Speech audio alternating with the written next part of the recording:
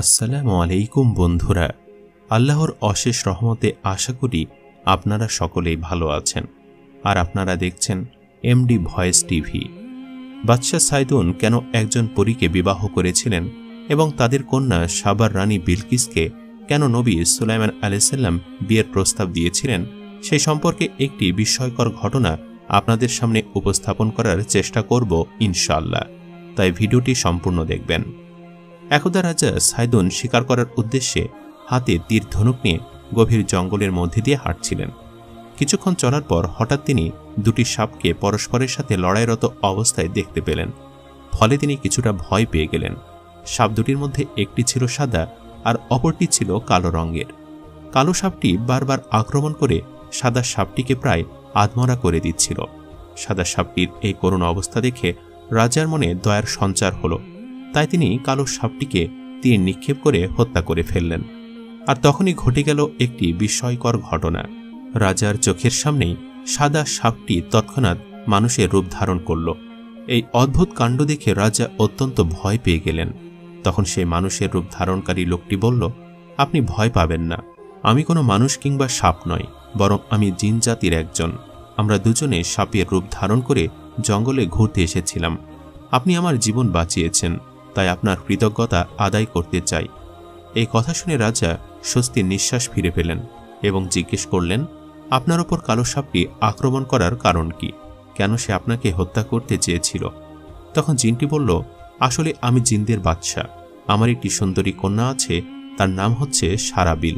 তাই আমার এক মন্ত্রী আমার সেই মেয়েকে বিয়ে করার জন্য প্রস্তাব দিয়েছিল, কিন্তু আমি তার কাছে বিয়ে দিতে রাজি হইনি।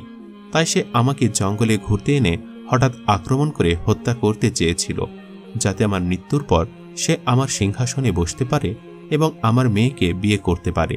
আমার ভাগ্য ভালো যে আপনি আমাকে মৃত্যুর মুখ থেকে বাঁচিয়েছেন। এসব শুনে রাজা খানিকটা চিন্তায় পড়ে গেলেন, কারণ জিন জাতির মধ্যে রাজা আছে এবং রাজত্ব নিয়ে চক্রান্ত আছে, সবকিছুই যেন তার কাছে অবিশ্বাস্য মনে হচ্ছিল। তখন জিনটি আবারও বলল, আপনি আমার জীবন বাঁচিয়েছেন, তাই আমি আপনাকে উপহার দিতে চাই। বলুন আপনি কি চান? আপনি যা চাইবেন আপনাকে তাই দেয়া হবে। তখন রাজা বললেন, এটা সম্ভব না, কারণ আমিও একজন রাজা আর আমার ধন সম্পদের কোনো অভাব নেই। তাছাড়া একজন রাজার চাওয়া পূরণ করা এত সহজ ব্যাপার নয়। তখন জিনটি বলল, আরে আপনি একবার চেয়ে দেখুন আমি আপনার চাওয়া পূরণ করতে পারি কিনা। আমি ওয়াদা করছি যে আপনি যা চাইবেন তাই আপনাকে দেয়া হবে।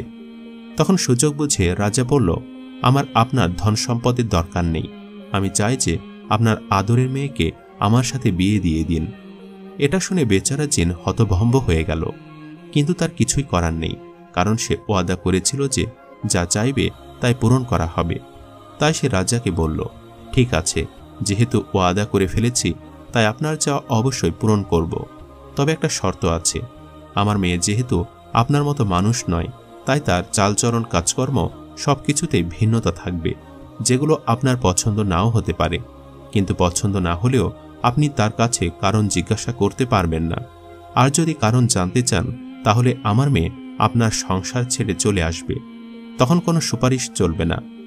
এই কথা শুনে রাজা বললেন, আপনি চিন্তা করবেন না, আমার প্রচুর ধন সম্পদ রয়েছে, আপনার মেয়ে উল্টাপাল্টা কিছু করলেও আমার কোনো সমস্যা হবে না। অতঃপর রাজা জিনের মেয়েকে বিয়ে করে রাজপ্রাসাদে নিয়ে আসলেন। পরীর সাথে সংসার ভালোই চলছিল। কিছুদিন পর তাদের একটি পুত্র সন্তানের জন্ম হয়। রাজা পুত্র সন্তান পেয়ে সীমাহীন খুশি হন। কিছুদিন পর রাজা তার স্ত্রী এবং পুত্রকে নিয়ে জঙ্গলের পাশ দিয়ে কোথাও যাচ্ছিলেন।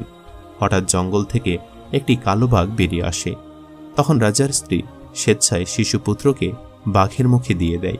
ফলে বাঘ রাজার পুত্রকে নিয়ে জঙ্গলের ভেতরে চলে যায়। এই দৃশ্য দেখে রাজা রেগে আগুন হয়ে গেলেন, কেননা একমাত্র আদরের পুত্রকে বাঘের মুখে দিয়ে দেওয়া তিনি কোনোভাবেই মেনে নিতে পারছিলেন না।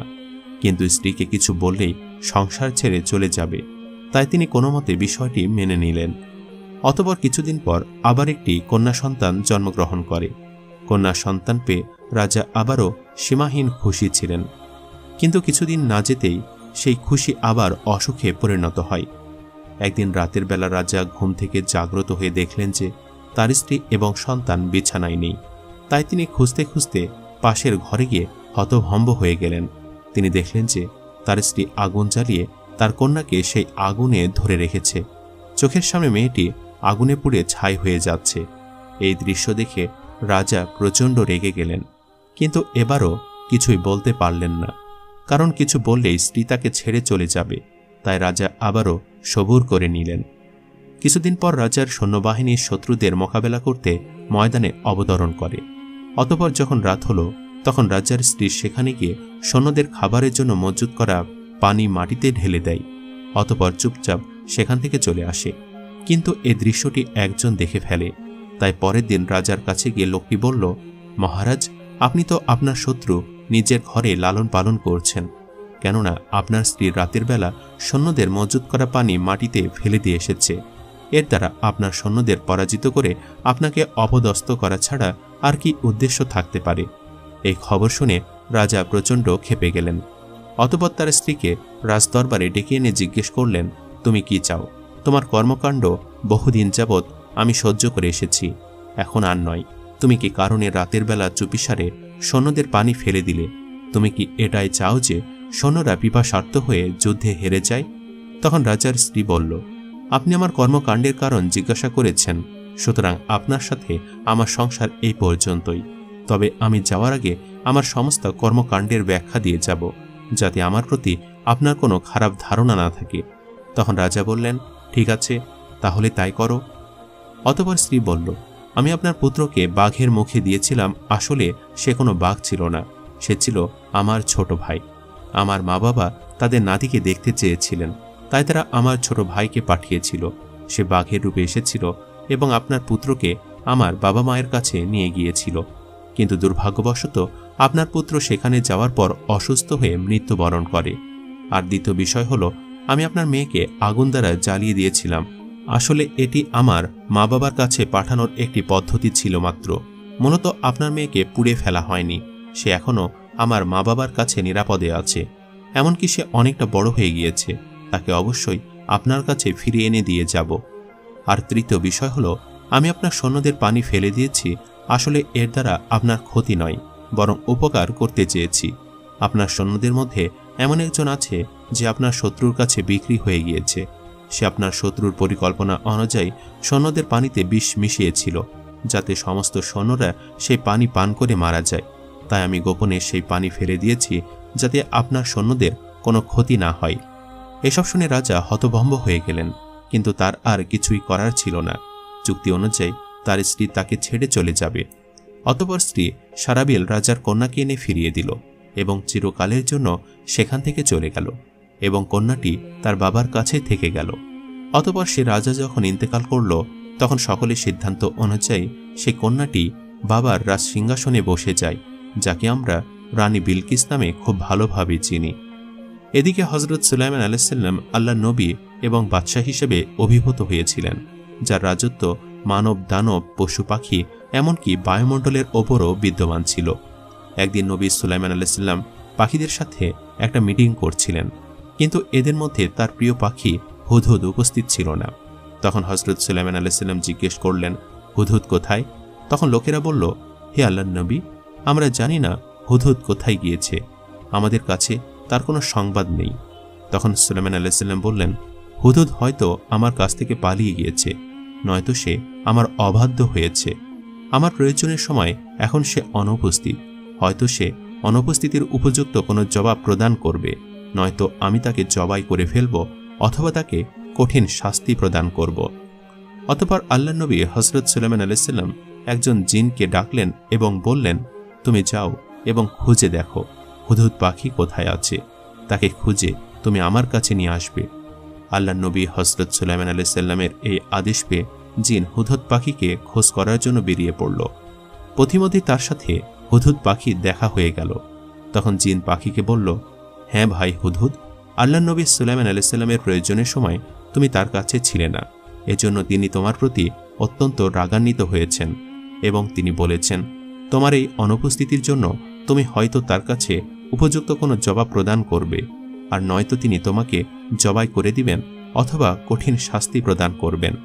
তখন হুদহুদ বলল, তুমি এর জন্য কোনো চিন্তা করো না, আমি সুলাইমান আলাইহিস সালামের কাছে একটি বড় সুসংবাদ নিয়ে যাচ্ছি, আর এই সংবাদটি শুনে তিনি আর আমাকে কোনো রকম শাস্তি দিবেন না। তখন জিন বলল, কি সেই সুসংবাদ, আমাকে বলো শুনি। তখন হুদহুদ বলল, আমি এখানে তোমার কাছে বলতে চাচ্ছি না, আমি আল্লাহর নবী হযরত সুলাইমান আলাইহিস সালামের কাছে গিয়ে সকল ঘটনা খুলে বলবো। অতঃপর হুদহুদ পাখি সুলাইমান আলাইহিস সালামের কাছে উপস্থিত হয়ে তাকে সালাম করল। তখন নবী সুলাইমান আলাইহিস সালাম সালামের উত্তর দিয়ে বললেন, হে হুদহুদ, আমার প্রয়োজনের সময় আমি তোমাকে পাইনি, বলো তুমি কোথায় গিয়েছিলে? তুমি কি আমার অবাধ্য হয়েছিলে, নাকি আমার থেকে পালিয়ে গিয়েছিলে? তখন হুদহুদ বলল, হে আল্লাহর নবী, আমি আপনার কাছে একটি বড় সুসংবাদ নিয়ে এসেছি। আমি আপনার অবাধ্য হইনি এবং আপনার কাছ থেকে আমি পালিয়ে যাইনি। আল্লাহর নবী হযরত সুলাইমান আলাইহিস সালাম বললেন, তাহলে বলো, কি সুসংবাদ নিয়ে এসেছ? তখন হুদহুদ বলল, হে আল্লাহর নবী, আপনার রাজ্যের সীমানার বাহিরে আমি কিছু সময়ের জন্য গিয়েছিলাম। সেখানে আমি দেখলাম আমার এক জাতি ভাই উড়ে যাচ্ছে। তখন আমি তাকে ডাক দিলাম। আমার আহ্বান শুনে সে আমার কাছে আসলো। আমি বললাম, ভাই তুমি কোথায় যাচ্ছ? সে বলল, আমি রানী বিলকিসের রাজ্যে আমার বাড়িতে যাচ্ছি। তখন আমি তাকে বললাম, রানী বিলকিস আবার কে? সে বলল, তুমি সাইদুন বাদশার মেয়ে রানী বিলকিসকে চেনো না? তিনি হলেন এ বিশ্বের মধ্যে অপূর্ব সুন্দরী একজন নারী। তার রাজ্যের সকল প্রজারা অত্যন্ত সুখে শান্তিতে বসবাস করে। কোনো কিছুরই অভাব সে রাজ্যে নেই। প্রজাদের কোনো অভিযোগ তার প্রতি নেই। তিনি নিজে সিংহাসনে বসেন। তাহিরা জহরত এবং মণিমুক্তা খচিত তিনি যে মহলে বাস করেন, সেই মহলের মতো দ্বিতীয় কোনো মহল পৃথিবীতে আর নেই। সুখ শান্তি প্রভাব প্রতিপত্তির কোনো কিছুরই অভাব তার কাছে নেই। অতঃপর সে আমাকে জিজ্ঞেস করল, তুমি কোথায় থাকো? আমি বললাম, আমি বাদশাহ সুলাইমান আলাইহিস সালামের রাজ্যে থাকি। তিনি হলেন আল্লাহ তাআলার প্রেরিত একজন নবী। তখন সে বলল, সুলাইমান আলাইহিস সালাম আবার কে? আমি অত্যন্ত আশ্চর্যান্বিত হয়ে বললাম, তুমি বাদশাহ সুলাইমানকে চিনো না? তার প্রভাব ও প্রতিপত্তি তো পুরো দুনিয়ায় ছড়িয়ে রয়েছে। তুমি এমন কোন রাজ্যে বসবাস করো যে রাজ্যে বসবাস করার ফলে তুমি বাদশাহ সুলাইমানকে চিনো না? তাহলে তো তোমার সে রাজ্যটি একবার দেখে আসতে হয়। তখন সে বলল, চলো ভাই, আমার সঙ্গে গিয়ে সাইদুন বাদশার মেয়েকে দেখে আসবেন, তার রাজ্যের প্রভাব এবং প্রতিপত্তি। এরপরে আমরা দুজন মিলে সাবা রাজ্যে গমন করলাম। রাজমহলে প্রবেশ করে আমি দেখলাম রানী বিলকিস একটি সিংহাসনে বসে রয়েছেন এবং অসংখ্য দাসদাসী তার খেদমতে নিয়োজিত রয়েছেন। তিনি হলেন ভুবন মোহন সৌন্দর্যের অধিকারিণী। তার এই রূপ সৌন্দর্য প্রভাব প্রতিপত্তি দেখে আমার মনে আশা জাগল যে এই নারীকে আল্লাহর নবী সুলাইমান আলাইহিস সালামের স্ত্রী করা প্রয়োজন। সাবা রাজ্যের রানীর সেই অবস্থাগুলি পর্যবেক্ষণ করার জন্যই আপনার কাছে উপস্থিত হতে আমার কিছুটা দেরি হয়ে গেছে। তখন নবী সুলাইমান আলাইহিস সালাম বললেন, তুমি যা বলছো এগুলো কি সত্য কথা? তখন হুদহুদ বলল, হে আল্লাহর নবী, আমি যা বলেছি এর প্রত্যেকটি অক্ষর সত্য, এর মধ্যে কোনো মিথ্যা কথা নেই। তখন সুলাইমান আলাইহিস সালাম বললেন, তোমার কথা যদি সত্যি হয়ে থাকে তাহলে আমি তোমাকে একটি পুরস্কার দান করব। আল্লাহর দরবারে আমি তোমার জন্য দোয়া করব যাতে তোমার বংশানুক্রমে আল্লাহ রাব্বুল আলামিন একটি চিহ্ন দিয়ে দেন। কথিত আছে যে সুলাইমান আলাইহিস সালামের দোয়ার বরকতে হুদহুদ পাখির মাথার ওপরে যে মুকুটের মতো অংশটি দেখা যায় সেই অংশটি তৈরি হয়েছিল।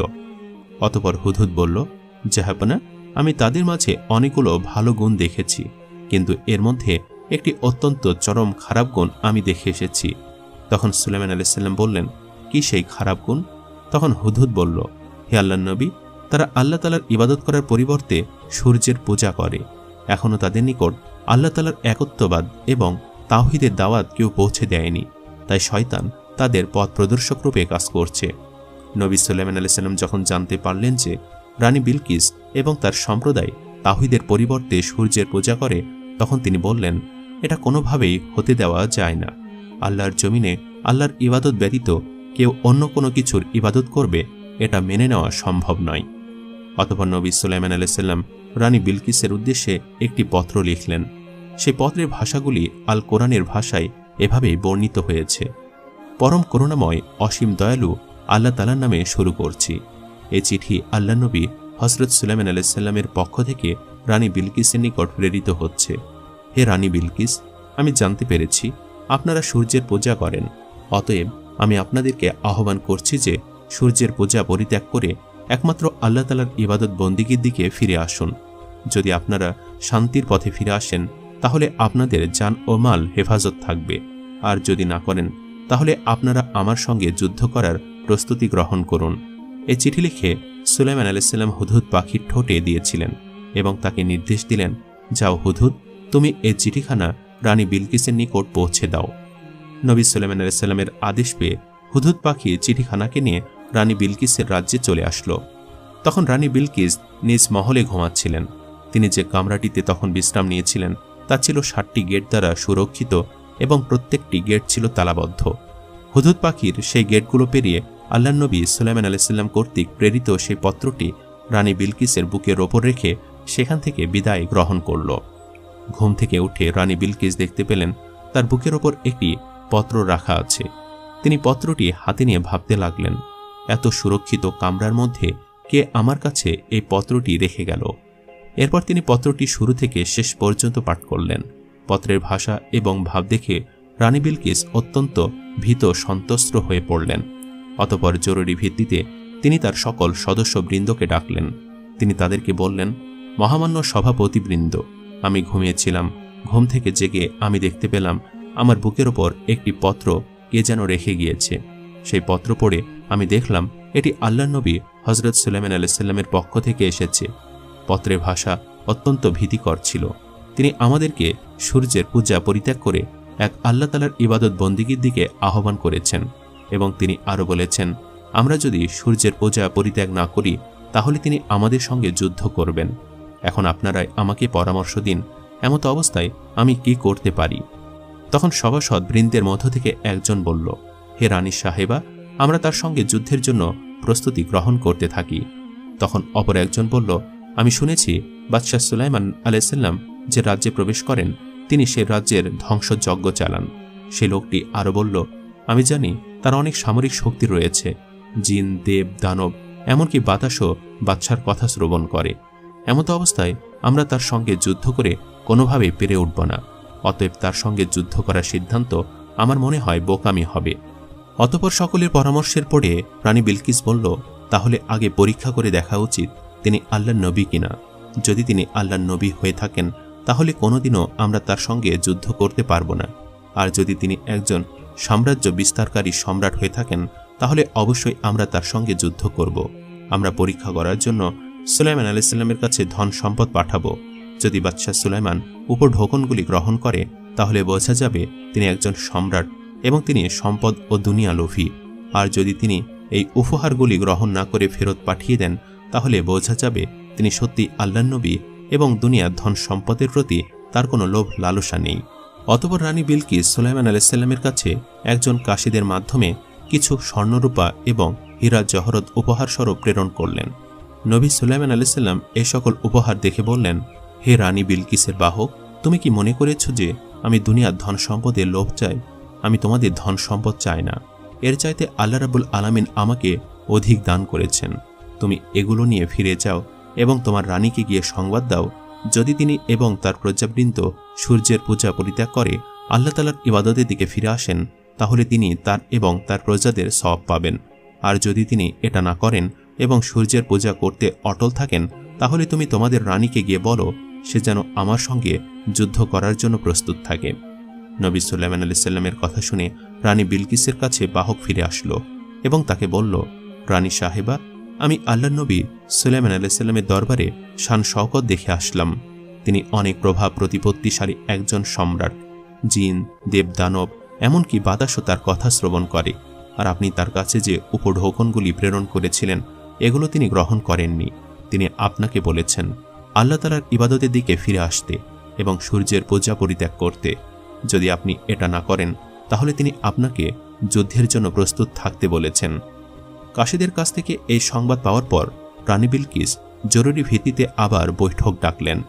বৈঠকে তিনি সভাসদ বৃন্দকে বললেন, হে সভাসদরা, আমরা বাদশাহ সুলাইমান আলাইহিস সালামের কাছে যে উপঢৌকনগুলি প্রেরণ করেছিলাম তিনি তা গ্রহণ করেননি এবং তিনি তার পূর্বের কথায় অটল রয়েছেন।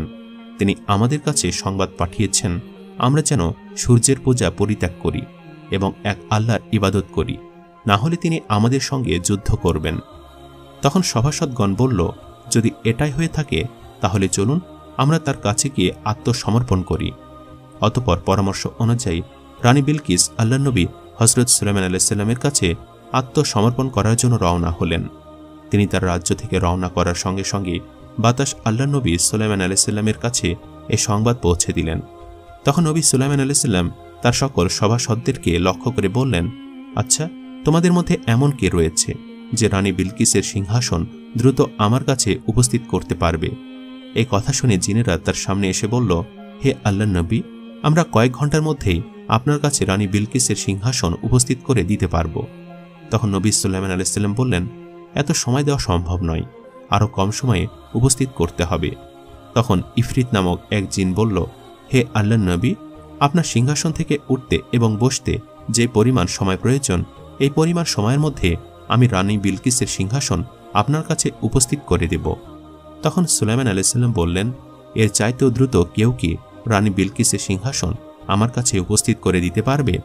তখন নবী সুলাইমান আলাইহিসসালামের দরবারে থাকা একজন দরবেশ দাঁড়িয়ে গেলেন, যার নাম ছিল আসিফ ইবনে বরখিয়া। সে বলল, হে আল্লাহর নবী, চোখের পলকে আমি আপনার কাছে রানী বিলকিসের সিংহাসন উপস্থিত করে দিতে পারব। তখন নবী সুলাইমান আলাইহিসসালাম তাকে বললেন, হ্যাঁ, তুমি তাহলে রানী বিলকিসের সিংহাসন উপস্থিত করো। আল্লাহ নবী সুলাইমান আলাইহিসসালামের আদেশ পাওয়ার সঙ্গে সঙ্গে আসিফ ইবনে বরখিয়া চোখের পলকে রানী বিলকিসের সিংহাসন সুলাইমান আলাইহিসসালামের কাছে উপস্থিত করে দিলেন। অতঃপর সুলাইমান আলাইহিসসালামের নির্দেশ দিলেন, তোমরা রানী বিলকিসের সিংহাসনের কিছুটা পরিবর্তন করো। তখন নবী সুলাইমান আলাইহিসসালামের নির্দেশে তার সিংহাসনে কিছুটা পরিবর্তন আনা হলো। কিছুক্ষণের মধ্যে রানী বিলকিস আল্লাহ নবী সুলাইমান আলাইহিসসালামের দরবারে হাজির হয়ে গেলেন। রানী বিলকিস রাজমহলের প্রবেশপথে দেখতে পেলেন একটি পুকুর। অতঃপর সেই পুকুরটি পার হওয়ার জন্য তিনি তার পায়ের কাপড় কিছুটা ওপরে ওঠালেন। পায়ের কাপড় ওপরে ওঠানোর কারণে নবী সুলাইমান আলাইহিসসালাম দূর থেকে দেখতে পেলেন আসলে রানী বিলকিসের শরীরে কোনো পশম নেই। রানী বিলকিসের শরীরের পশমের ব্যাপারে যে তথ্য ছিল তা ছিল একটি ভুল তথ্য। অতঃপর রানী বিলকিস আল্লাহ নবী সুলাইমান আলাইহিসসালামের কাছে উপস্থিত হলেন। তিনি দেখলেন আল্লাহ নবী সুলাইমান আলাইহিসসালামের পাশে একটি সিংহাসন রাখা আছে। সিংহাসনের দিকে এক দৃষ্টিতে রানী বিলকিস তাকিয়ে রইলেন। তখন সুলাইমান আলাইহিসসালাম বললেন, আপনি কি এটি চিনতে পেরেছেন? তখন রানী বিলকিস বললেন, এটা আমার খুবই চেনা চেনা লাগছে, মনে হচ্ছে যেন এটি আমারই সিংহাসন। পরিবর্তন আনার পরেও রানী বিলকিস সিংহাসনটি চিনতে পেরেছিল। এর মাধ্যমে আল্লাহ নবী হজরত সুলাইমান আলাইহিসসালাম বুঝতে পারলেন যে রানী বিলকিস একজন বুদ্ধিমতী নারী। অতঃপর রানী বিলকিস সুলাইমান আলাইহিসসালামের পাশে উপবেশন করলেন। তখন নবী সুলাইমান আলাইহিসসালাম তাকে ইসলামের দাওয়াত দিলেন। আল্লাহ নবী সুলাইমান আলাইহিসসালামের কাছ থেকে দাওয়াত পেয়ে রানী বিলকিস বললেন, হে আল্লাহর নবী, আল্লাহর একত্ববাদের ওপর বিশ্বাস করার জন্যই আমি আপনার কাছে এসেছি। আজ থেকে আমরা সূর্যের পূজা ছেড়ে একমাত্র আল্লাহ তাআলার ইবাদত করব। এরপর রানী বিলকিস আল্লাহ নবী সুলাইমান আলাইহিসসালামের কাছে কালিমা পাঠ করলেন। তো প্রিয় দর্শক, এই ছিল আমাদের আজকের এই ভিডিও। কেমন লাগলো কমেন্ট করে আমাদের অবশ্যই জানাবেন। আজ তাহলে এই পর্যন্তই। আপনারা ভালো থাকবেন, সুস্থ থাকবেন। আল্লাহ হাফেজ।